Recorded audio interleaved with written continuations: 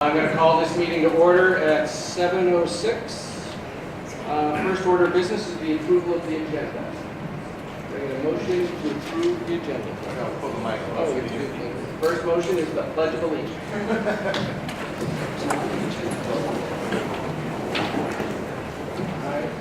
Pledge allegiance to the flag of the United States of America and to the republic for which it stands, one nation, under God, indivisible, with liberty and justice for all.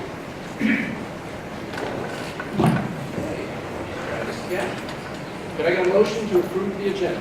Make a motion to approve the agenda. Second. All those in favor? Aye. Motion carries.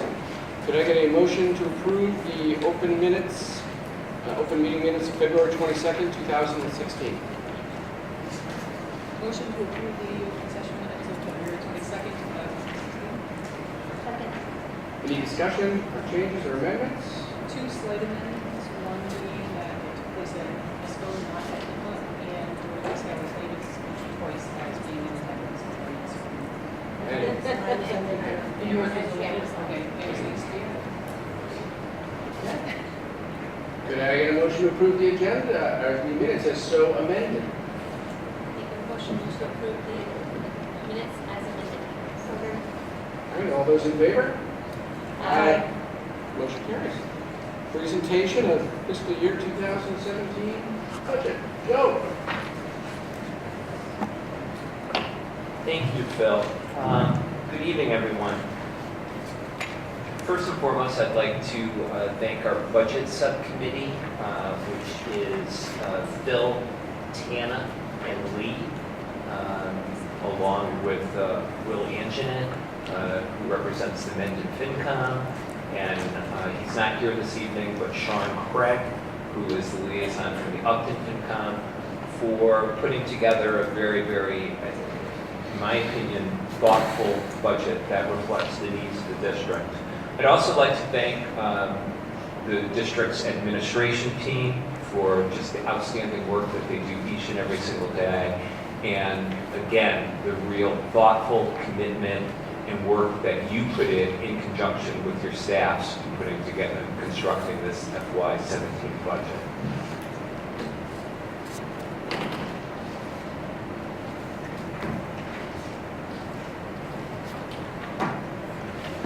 So as we do every year, I think a high-quality budget should be goal-based, and the budget subcommittee, when they started to work last October, first started framing this year's budget or next year's budget around three essential goals.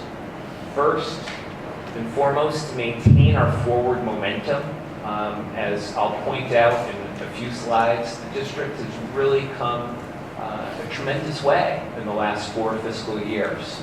And a lot of that work has been framed around the many goals and objectives that are in our 5-year strategic plan. So obviously that has been our blueprint, and the goal here is to continue that forward momentum. Something that's always the goal is wherever we can, we try to find efficiencies to maximize efficiency wherever we can to keep costs down so that we can put money into what's really important, namely instruction for our kids. So you'll see some areas, particularly again in the area of energy, where we have substantial savings in the FY17 budget. And then last but not least, to think beyond just FY17 and what are we looking at for FY18 and beyond. So there's some thought contained within this budget, particularly looking at enrollment beyond just next school year. So I think it's important in light of our strategic plan, and I just mentioned where we were and where we are now, and a large chunk of this is due to the generosity and the incredible support of our 2 communities, particularly with the 2 overrides that passed last spring. But if you look at this list of bullet points, these are all program services that are detailed very explicitly in our strategic plan. When the core committee of our strategic plan core committee met starting in 2012, a committee of parents, community members, teachers, administration, some students, these were the things that were very important to them. So as you can see, without, espousing on each and every single one of them, so many things, we really have a lot to be proud of. If you look at these accomplishments, we're at a place where we've got fairly reasonable class sizes across the district. I'll never forget my first year in 2011-12, the statistic. I think it was something upwards of about 35% of all classes at Nipmuc had class sizes of 30 or larger. We had situations at the elementary, I remember at Memorial and Clough, where we had class sizes 30, 31, 32. I mean, that's hardly conducive to maximize student learning. We've also, in the last 3 years, been implementing universal free full-day kindergarten, something that our kids really need to have a competitive advantage, particularly in today's day and age. We could not any longer have that system of haves and have-nots between the full-day paid program and the free half-day program. So something that we've rectified. We've brought back a lot of programming. First and foremost, we've brought back leadership vis-a-vis Maureen Cohen as our district curriculum director, who leads the curriculum development and refinement process, but also leads a team of teachers in determining our professional development. We've also brought back something that we're very proud of here at the middle school, world languages and the library media specialist position. We went for a period of at least 6 or 7 fiscal years where we did not have that. Also bringing back is the notion of reading teachers, those literacy specialists at both of our elementary grades, targeting working with kids in those critical years of kindergarten to grade 2. Extremely important investment, and we're proud that we made it. We've also done quite a bit with regard to upgrade our technology throughout the district. Obviously, the hallmark being our one-to-one learning program in grades 5 through 12 here at MISCO and also at the high school, but also the commitment to putting a smartboard in every single elementary classroom. And this year we've expanded that so that each of our math classrooms here at MISCO also have a smartboard. A lot of opportunities, particularly in STEM. I know at the last couple school committee meetings we've highlighted some successes that both Clough and MISCO have had with regard to our robotics team. I think down the hall in the faculty room, there's probably more students and parents at the MISCO robotics meeting than are here in this auditorium right now, but a tremendous success, along with the outstanding work that's going on at the high school with the STEM Scholars Program, and this year also expanding to Humanities Scholars, again, giving our students some real tangible opportunities for career exploration. And then last but not least, I would say the reasonableness factor, that we've gotten our fees down. I can remember coming on board 5 years ago to play a sport at Nipmuc. You were talking upwards of $500, $600 for your child to play one sport. With the passage of the override, we've dramatically reduced that to a flat rate of $175 per sport, which is very much market value. We've done the same for many of the co-curricular and extracurricular activities across the district.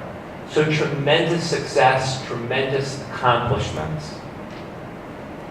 I think you also have to look at your outcomes, and looking at things plain and simple. I think you're talking about a district with 4 high-achieving, high-performing schools. If you were to look at some of the traditional measures, such as MCAS, SATs, AP scores, we do extremely well. Okay, looking at our last year, spring 2015 results in MCAS and our accountability rankings, you see the numbers there. Both Clough and Memorial, when you compare them to all elementary schools across the Commonwealth, they're in the 81st percentile. When you compare MISCO to all middle schools across the Commonwealth, they're in the 79th percentile. And the high school in the 84th percentile. I think oftentimes, and when I was putting this presentation together, you focus on your deficiencies, you focus on the things that you really want to improve. And I think that's important because this is a district that's all about the cycle of continuous improvement. But when you step back and you look at the continuum of how are we doing relative to everyone in the state, I think by far this is very much a high-performing district. Kind of in that same line, we talked about towards the end of the school year, actually the beginning of this calendar year, Nipmuc was recognized by the State Department of Education as a commendation school for 2015. One of only 33 schools in the state and one of only 13 high schools in the state. Why? Because of their high performance on MCAS, but more importantly, because of their continued growth. Consistently, more and more of our students, as they come towards the end of their educational experience in the Mendon-Upton Regional School District, aren't only proficient, they're moving up into that highest advanced category. So true credit to our entire district staff. Also, Nipmuc recently, in the last 3 years, has been named as an AP honor roll school by the College Board. Okay, and if you look on, I believe it's on the last page of the document, you see again, these are just traditional measures. Okay, and I chose to highlight the traditional measures of MCAS, SAT, and AP results. And you see how our district, and specifically Nipmuc, matches up against 10 of our neighboring districts. I think the AP results are stunning. Stunning, because you're talking upwards of 363 tests taken out of a student body of 618. It's hardly a surprise that when you look at the last couple graduating classes from Nipmuc, over 50% of the students took at least one advanced placement course during the course of their 4-year experience at Nipmuc. Also stunning, so you've got more and more kids accessing the most rigorous coursework, but then you also have a very high percentage of them scoring high so that they receive college credit at the end of their experience in that AP course. That's commendable. Unfortunately, there's a lot of high schools across the Commonwealth where they put up a lot of barriers for kids taking up these rigorous courses. That's not the case at our district's high school. So again, another tremendous source of pride. And I also detailed again the ongoing innovation that occurs every day in our district's Spanish immersion program. Not too long ago, the program, and specifically Clough Elementary School, were named a National School of the Year by the Consulate of Spain. Okay? Again, tremendous innovation, tremendous source of pride. I think these are just 4 of many, many achievements that our district has a lot of pride in. So in talking about our budget, obviously the very first thing that you have to look at is how many children are we serving? So our enrollment. At current time, using our official October 1st enrollment numbers, this past October 1st, we were at 2,322 students. Going based upon projections that we get from an agency known as NESDEC, the New England Staff Development Council, we're anticipating 56 fewer students next year for a total of 2,266 students. As it's very important in a regional school district, we also break that down by enrollment to determine our local assessments. And as you can see, in determining our FY17 assessments, we use the previous year's October 1st enrollment, and you see it breaks down to roughly 45% for Mendon and 55% for Upton. The largest drop in enrollment in looking at why 56 fewer students, plain and simple, is our live birth data, okay? This is one of many, many charts that NESDEC sends us right around the holidays. And if you can see, this darker green line represents how many births were in the two communities, starting in 2000 all the way to 2013. The green represents the actual kindergarten enrollment of Mendon and Upton children 5 years later.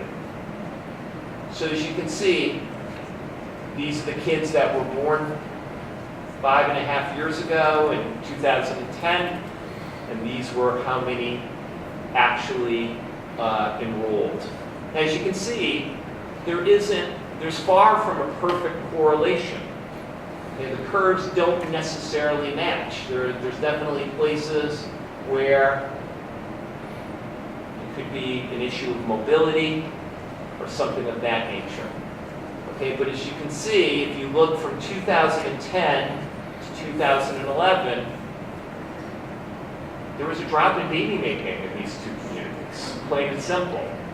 So, it's a fairly precipitous drop of probably approximately 20 students. Okay, so that's why we're anticipating, but we still don't know yet because our kindergarten enrollment process is still ongoing. Okay. So realize this is part of a larger trend within the districts. As you can see, and I'm sure our staff is fully cognizant, we peaked as a district in 2008-09. Okay, it was fairly regular across the board that we were having classes, by classes I mean a whole cohort of students in a grade of 200 to 220 students. Okay, that's dropping. Okay, if you look in your booklet and you see, I believe it's on page 8, you can see what's happened over time if you look in your early grades. For example, this current year only has 141 kindergartners. This year's first grade is 144. So you're starting to see, for lack of a better term, I'll call them recession babies. I don't mean that in any pejorative way. The numbers are declining. So NESDEC is predicting that continued trend where you're graduating larger classes than you have coming in. Okay. So the thing that I always wonder about is, well, gee, somebody's giving me a projection, a full year, full 2 years, full 3 years in advance. I went back and I looked at their projections for last year. Their last year's projections for this current year were 2,326 students. They were off by 4. Not bad. So this is a trend that we're anticipating seeing over the next 2 to 3 years of a loss in the ballpark of 50, 60 students, just based upon birth rate. So in summary, I shouldn't say in summary, to start, the budget that we're proposing for approval this evening is a budget of $32,344,137. And in my humble opinion, it's a very conservative budget. It's a modest increase of 1.59% from this current fiscal year. What it does is it maintains level services, and by level services, it means it keeps our existing staff and programs in place for our kids at all grade levels.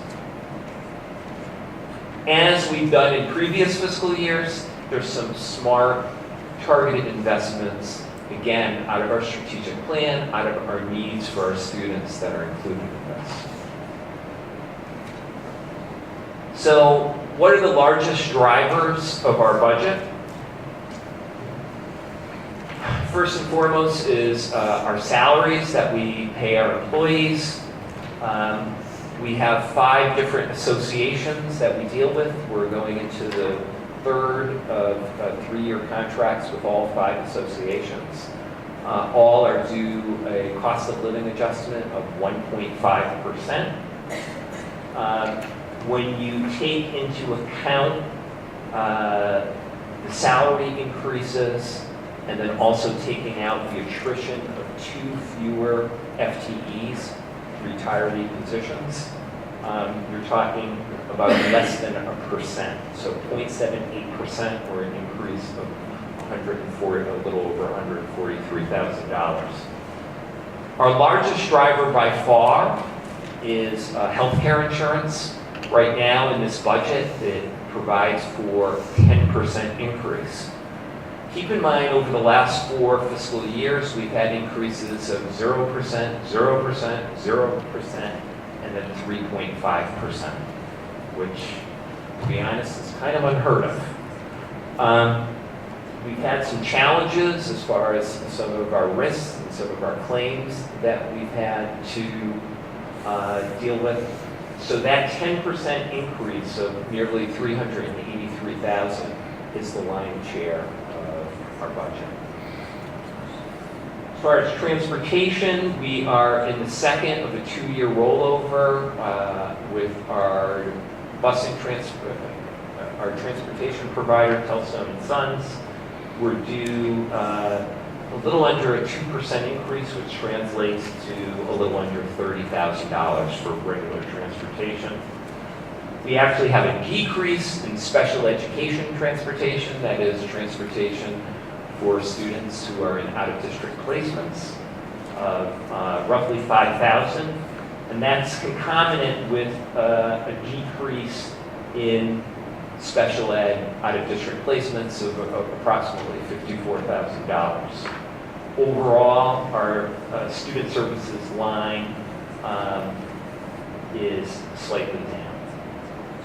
Some of our efficiencies that we found is in energy again, and specifically in buildings and grounds.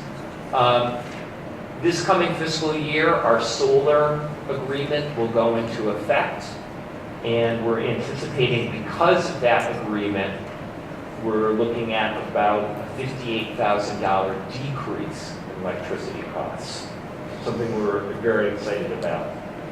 We've also locked in for oil for MISCO at $1.71 a gallon for next year versus what we're paying this year, $2.30 a gallon. So that translates to about $24,000 less. We decided to put an additional $10,000 investment in fields maintenance, and specifically sprucing up 2 of our fields, one here at MISCO and one at Nipmuc.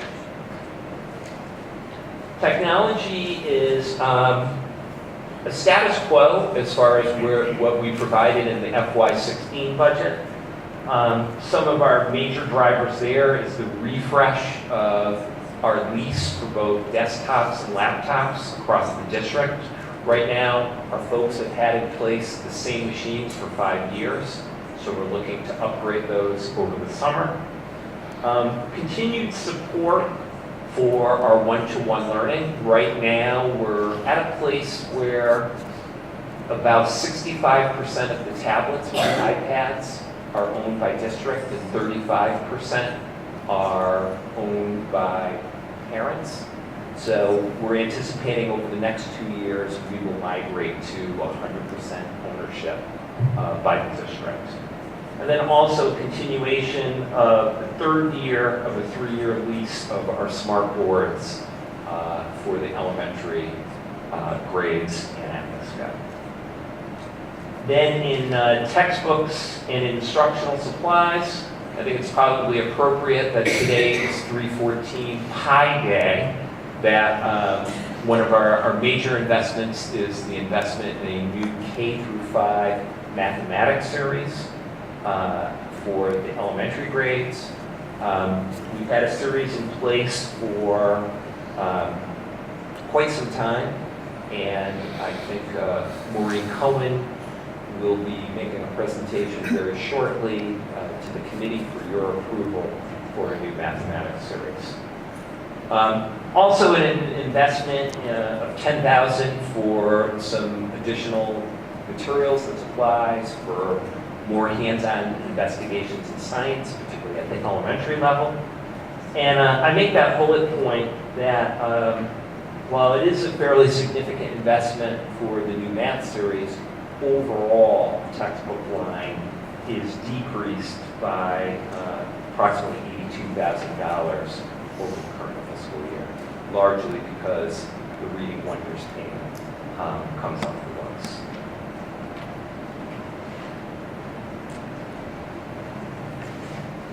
So if you look on page 4 of the handout, you see the summary of the increase, which is a total of $505,156, again, which translates to a 1.59% increase.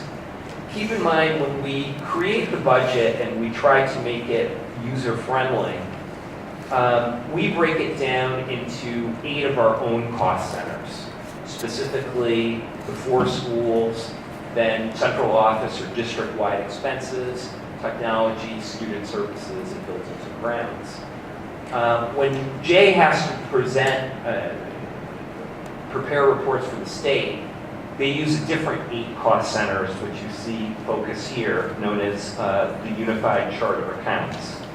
So in looking at this, again, you see the largest expense being in fixed charges, which again speaks to our increase in healthcare insurance and also our increase our assessment from the Worcester County Retirement Board.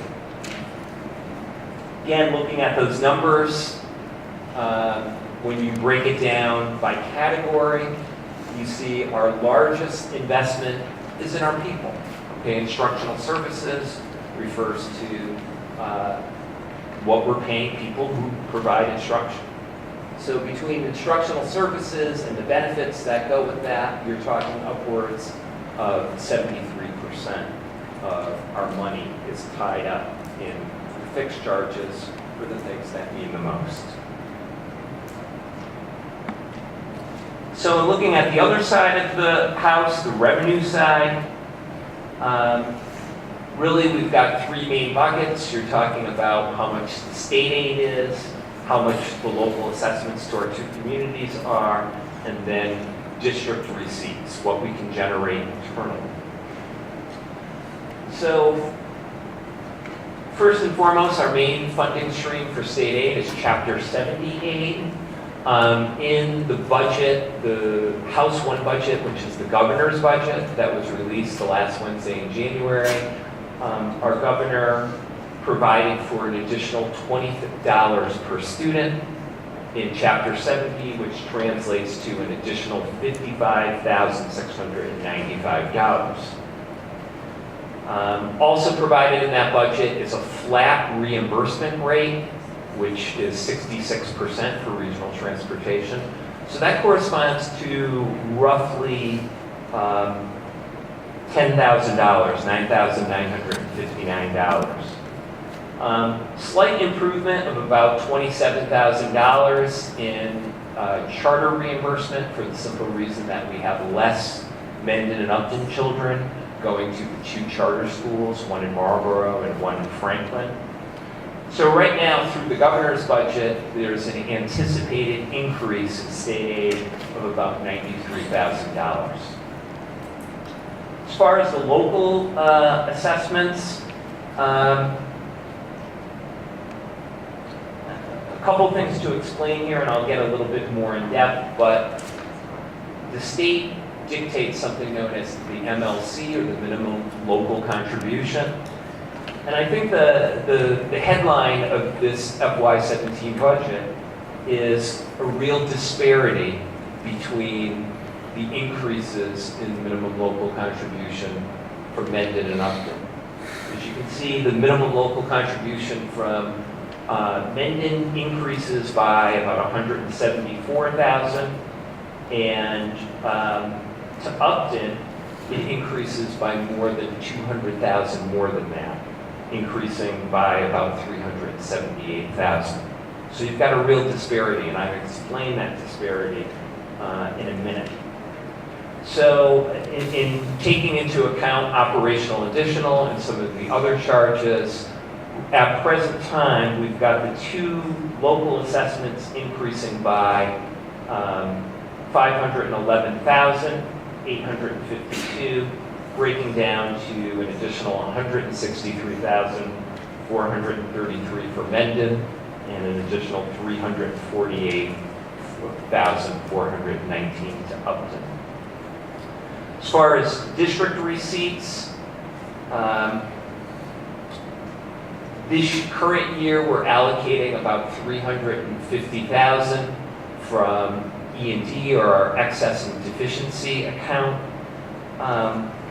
We are anticipating allocating 100,000 less next year for a total of 250,000 due to where we are with regard to the E&D account. Level allocation from other revolving accounts, specifically our vision account and our Medicaid account, which is money that comes in from the federal government to serve those students. So the total district receipts comes out to be 500,000. So again, breaking that down, also on your summary page on page 4, you see the matching revenue increase of $505,156, or a 1.59% increase.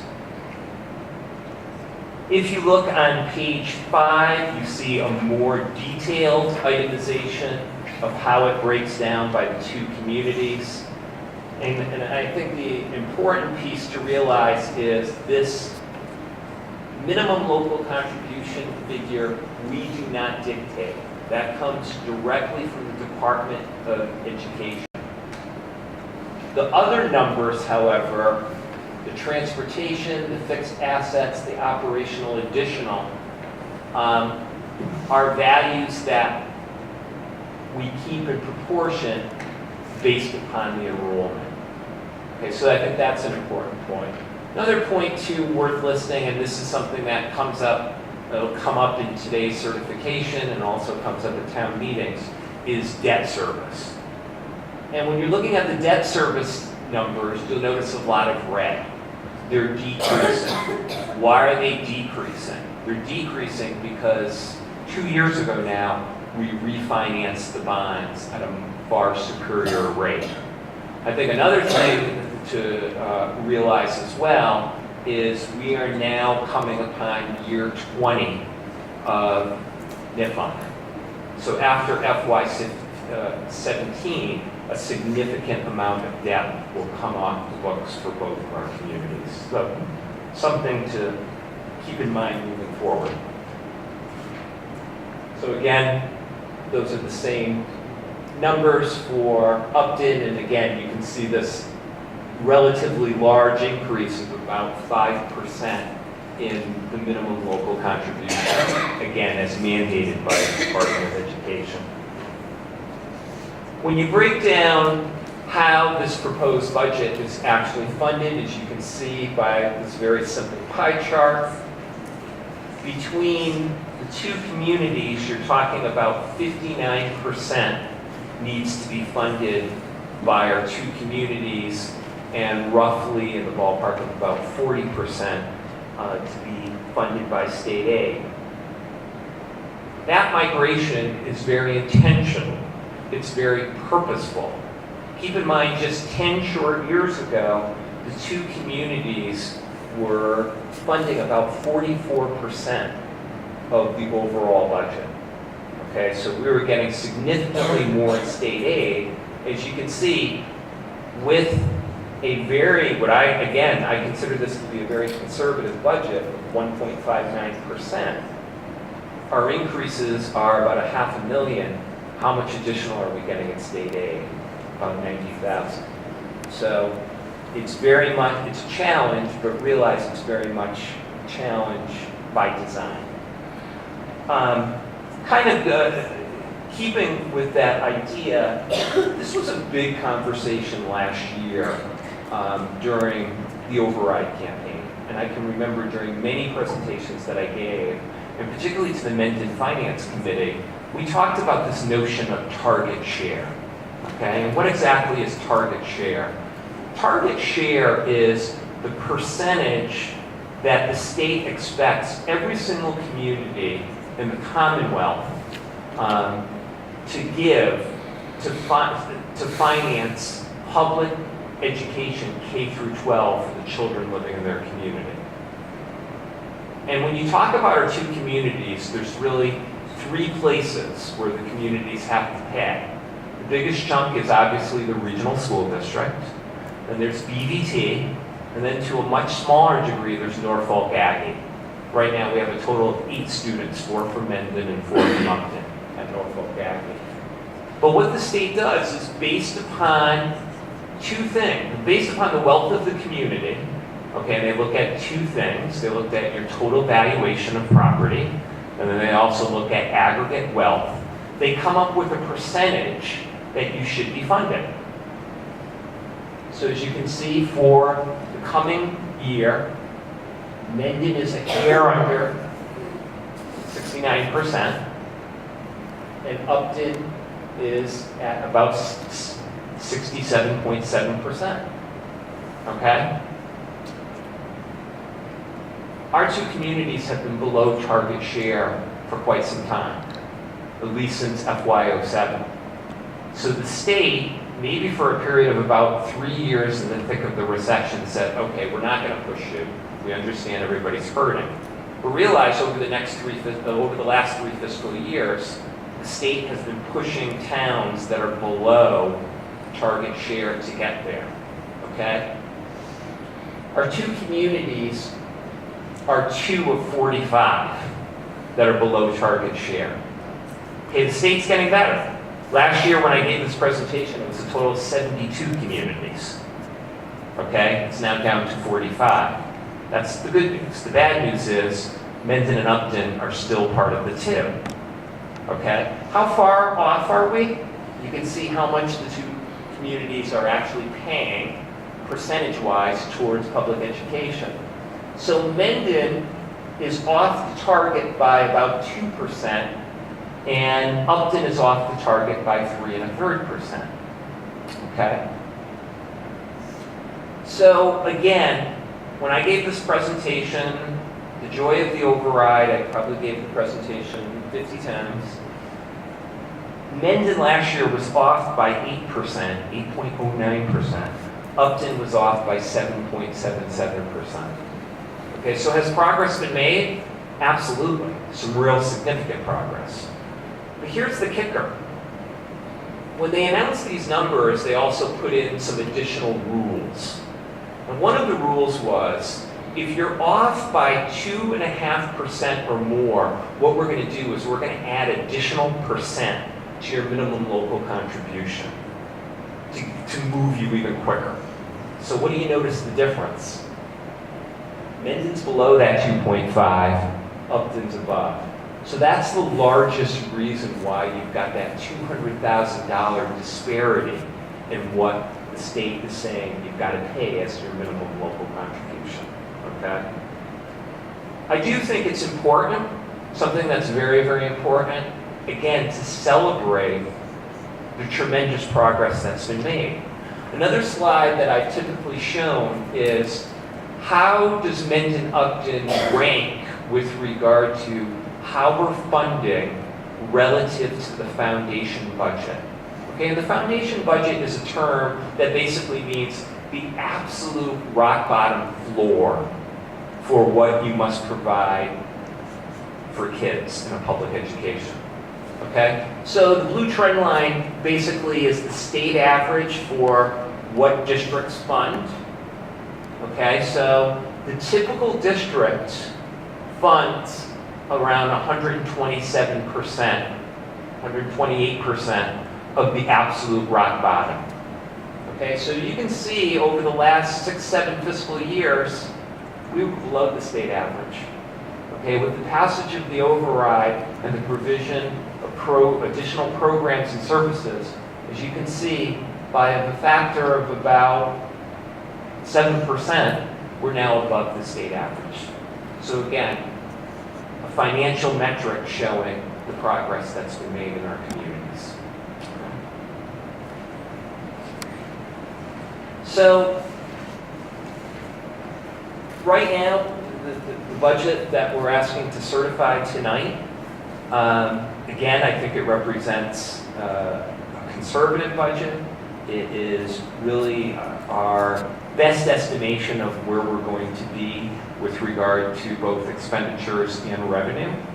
Okay, but I think it's important to note that there's still some uncertainty and things are still subject to change between now and finalization of the budget at our 210 meetings in May. Okay, we still haven't locked in our health insurance rate. I know Jay Beyer works with our insurance agent to negotiate the best possible rates through Harvard Pilgrim Health. So that process is still ongoing.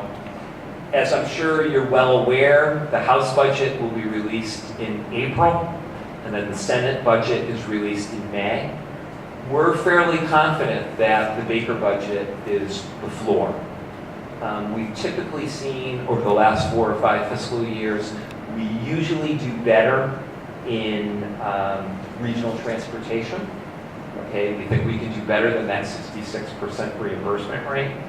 And last year, the Baker budget had $20 additional per student in Chapter 70. Both the House and Senate raised it up to $25. I think the other piece that we'll be talking about a little bit later about the resolution around the Foundation Budget Review Commission is very salient, and I think it's important to put pressure on the legislature to move in a positive direction with regard to at least coming up with a timetable for implementing some of those recommendations. Something that's always a wild card too is our out-of-district placements. If you look at our enrollment numbers by grade, you'll notice that in our out-of-district placements, we have several that are seniors or are special populations. Okay, so there's some,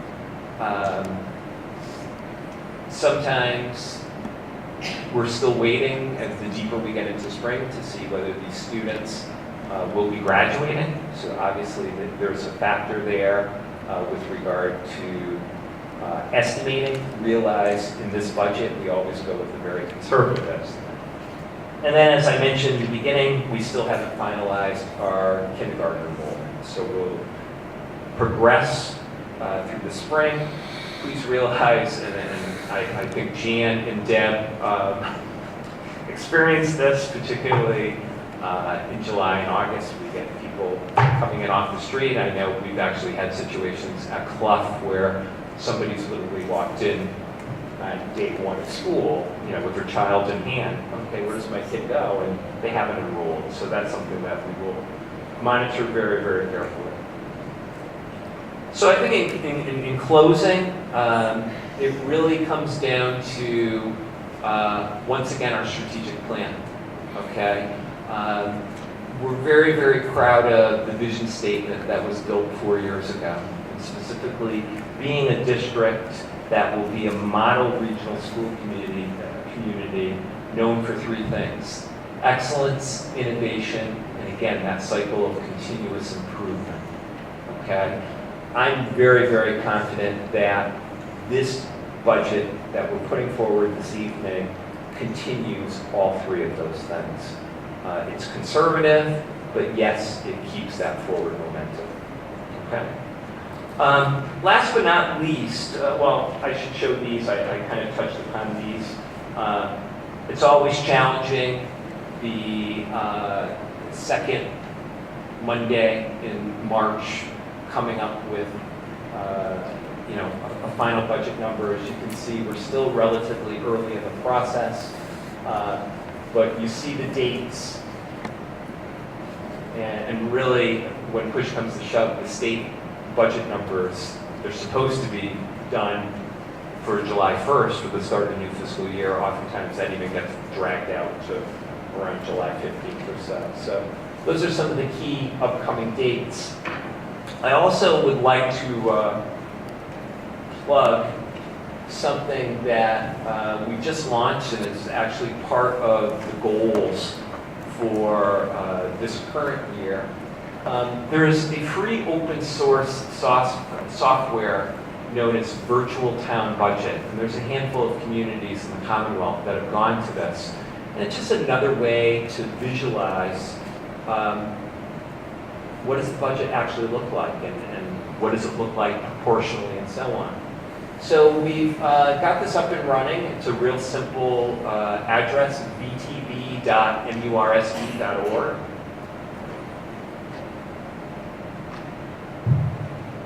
I'll just take a second to walk you through it. So if you go to it, it looks like this.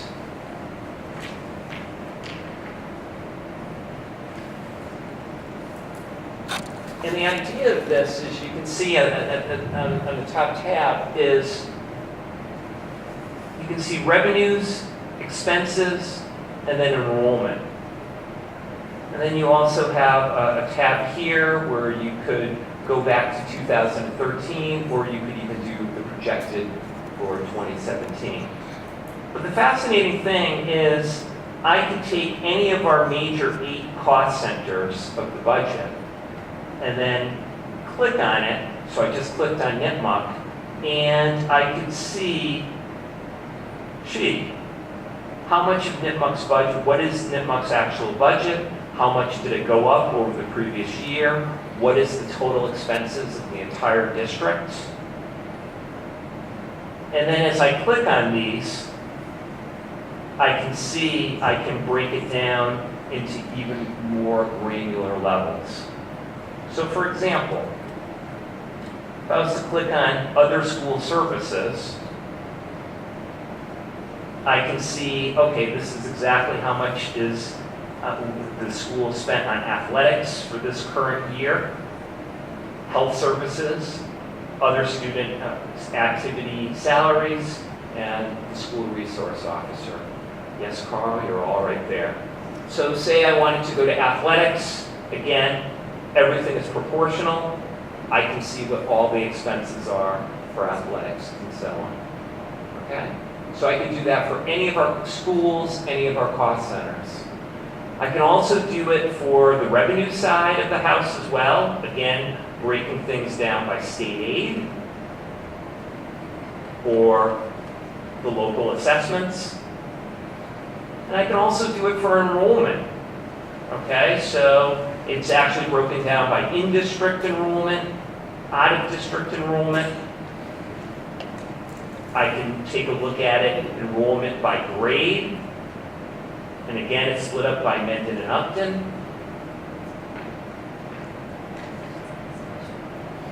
So you can see. So again, another way to visualize all of our data.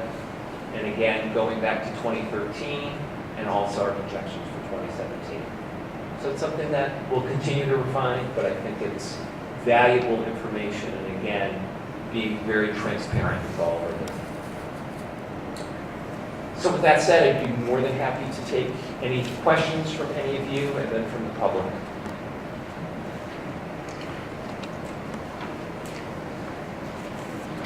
So many questions? Any people on the budget subcommittee of students with When are we expecting to finalize our insurance rates? you guys talking about? When are we expecting to finalize insurance rates? Hopefully the next 2 or 3 weeks. Yeah, we hope to by April 1st, not more.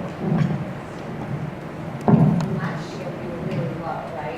Last year we were at 3.5%, and you know, it was probably unheard of that we were going to get 4 consecutive 0%. I think because of some of the claims that have recently come in, and there's been some question about some of those claims and trying to have mutual insurance companies work out who's going to take responsibility and so on. That's why we still have a certain degree of uncertainty.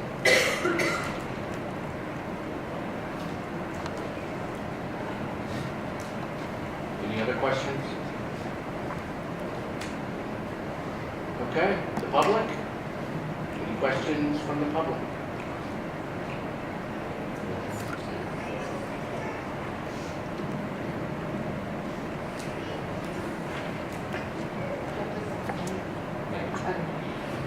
Kathleen Nicholson, 6 Metcalf Road, Mendon.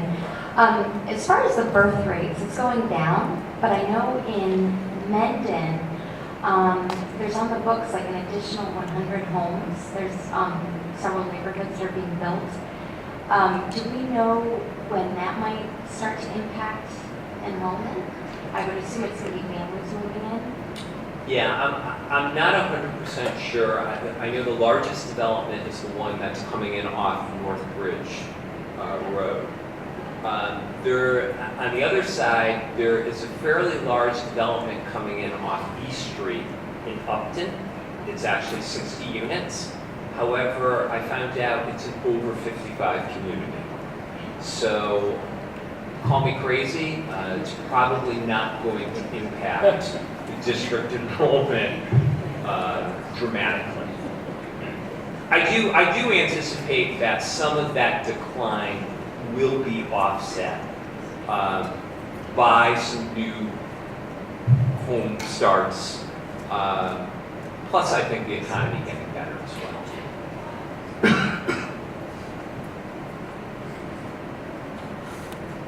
Any other questions?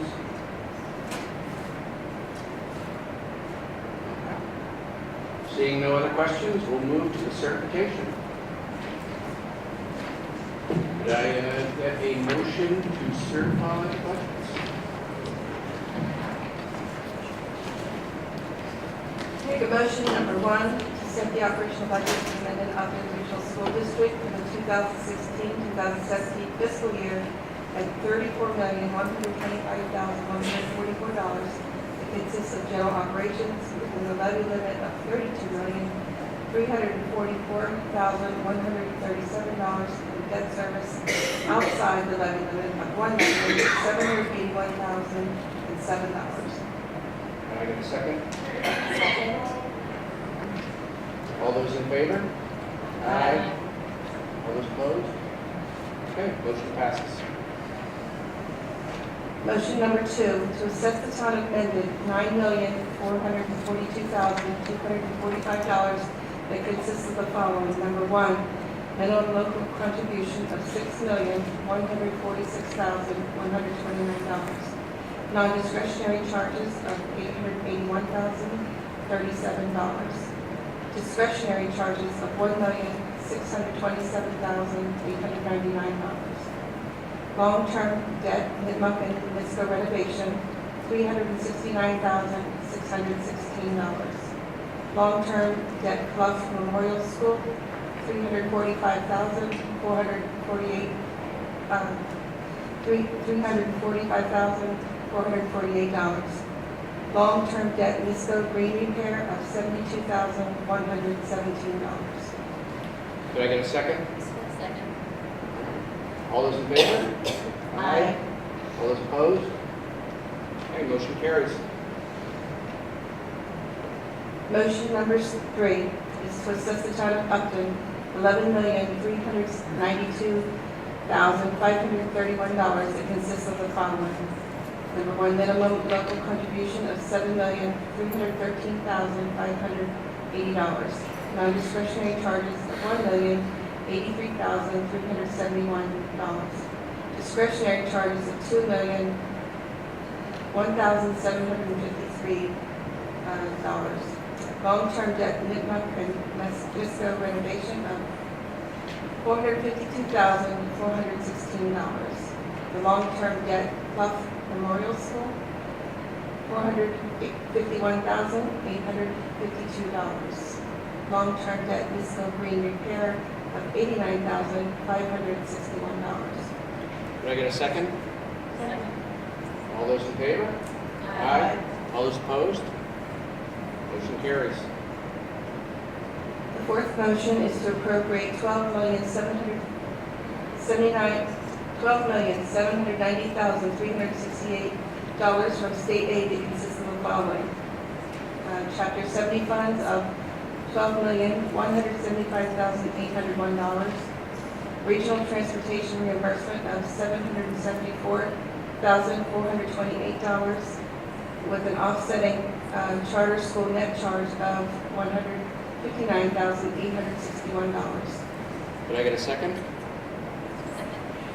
All those in favor? Aye. All those opposed? Motion carries. The last, fifth motion is to appropriate $500,000 from the following school district accounts. Excess and deficiency of $250,000, vision sped tuition of $75,000, transfer in from revolving accounts of $150,000, and Medicaid reimbursement of $25,000. Can I get a second? Second. All those in favor? Aye. All those opposed? Motion carries. Excellent job. It's always a hard one, all the numbers. Okay, so we will move on to the next line item in our agenda, which is the consideration and vote on resolution for full funding of the Foundation Budget Review Commission's recommendation. Do you want to, I don't know if anybody wants to open the discussion with regards to this. I know we talked a little bit before in one of the previous meetings. Joe, do you want to give a little more context? Yeah, I'd be happy to.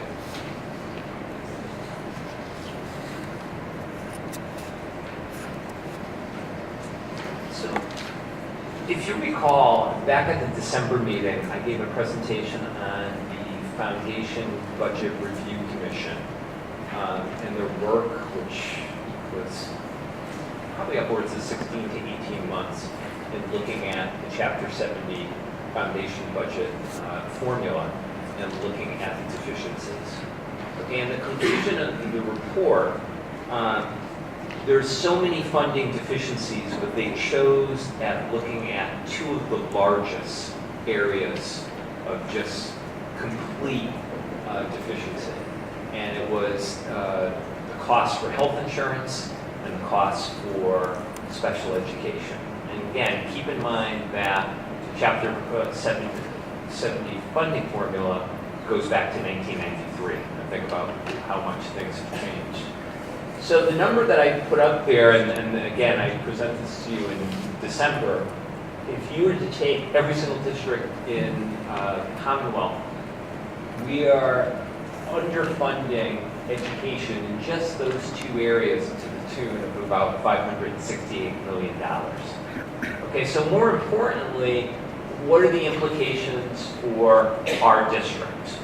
Okay, in the report, they were extremely detailed and they broke it down by every single district. Okay, so if we were to fully fund special education and health insurance at appropriate levels, it would add about $2 million to our foundation budget. It would increase the minimum local contribution to our two communities by a little under $100,000, but more significantly, you're talking about $500,000 in increased Chapter 70 community. Okay, that's tremendous, obviously. You know, to put things in perspective, our very conservative budget of 1.59% is $505,000. Okay. So, the Suburban Coalition, over the last 4 to 6 weeks, has been saying, okay, look at the Baker budget. Now, granted, the governor has many, many priorities, okay, but none of the recommendations from the Foundation Budget Review Commission have been taken into account. So the resolution that you have in front of you basically says, look, we demand that you fully fund these recommendations, or at a bare minimum, come up with a strategy. Maybe it's a 3-year strategy, maybe it's even a 5-year strategy to roll in these recommendations to start funding K through 12 education appropriately in these 2 areas. Okay? That's your quick Cliff Notes version. Okay. Questions, thoughts? You know, I particularly am in support of actually supporting this resolution, so. Anybody else? Anybody vehemently against it? It makes sense. Particularly in light of this time when we're talking about lifting the charter gap and, and things like that, let's make sure that we fund K-12 public education in the state properly before we start expanding in other areas and giving money. As the unfunded mandates increase, it becomes harder and harder to pull off this evening in terms of moving ahead while still being responsible and considering the fiscal constraints that we have. Both of our communities do, and many of the communities around the Commonwealth have even greater constraints than we do. So I think, in the name of our students, but also all the students in the Commonwealth, we need to send a strong message. And I think this resolution is a good start, and I would hope that our selectmen from both towns also choose to join us in furthering this resolution. Agreed? Joe, do you know how many districts have supported it? I believe we're up to 33 districts. So, could I get a motion then that calls for the school committee to support this resolution? Sure? Sure. Sure.